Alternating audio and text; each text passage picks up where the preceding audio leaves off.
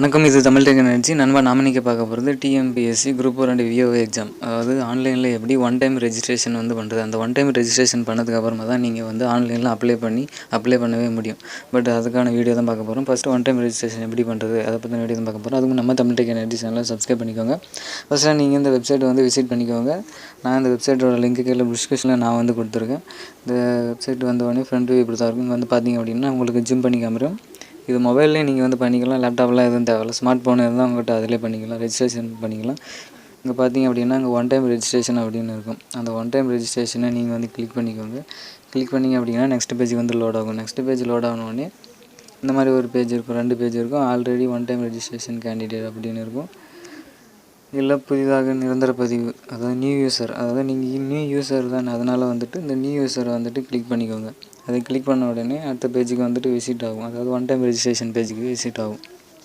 அது வரை வெயிட் பண்ணுங்கள். இப்போ ஒன் டைம் ரெஜிஸ்ட்ரேஷன் பேஜ் இங்கே விசிட் ஆச்சு. அதை ஜூம் பண்ணி உங்களுக்கு காமிக்கிறோம். இங்கே பார்த்தோன்னே ஃபஸ்ட்டாக நீங்கள் ஃபில் பண்ண வேண்டியது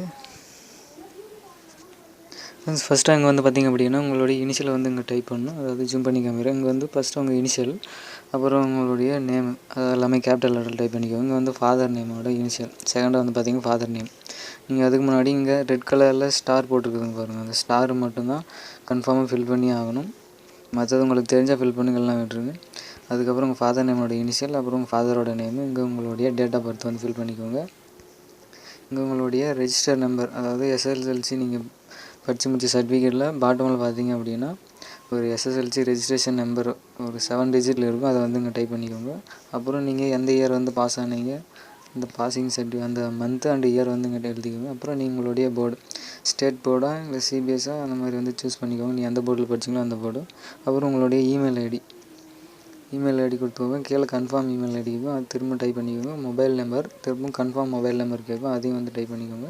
அப்புறம் உங்களுடைய லாகின் ஐடி எப்படி இருக்குன்னா நம்பர் 2 லெட்டரில் இருக்கணும். அதாவது ஒரு நேம் கொடுத்தீங்க அப்படின்னா லெட்டர் 2 ஜாயின் ஆன மாதிரி ஒரு லாகின் ஐடி இருக்கணும்.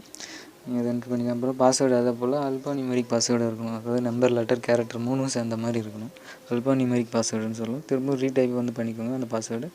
இதெல்லாம் என்ட்ரி பண்ணி முடித்த உடனே பாஸ்வேர்டு கன்ஃபார்ம் ஸ்ட்ராங்காக இதுதான் கன்ஃபார்ம் பாஸ்வேர்டுன்னு அர்த்தம்.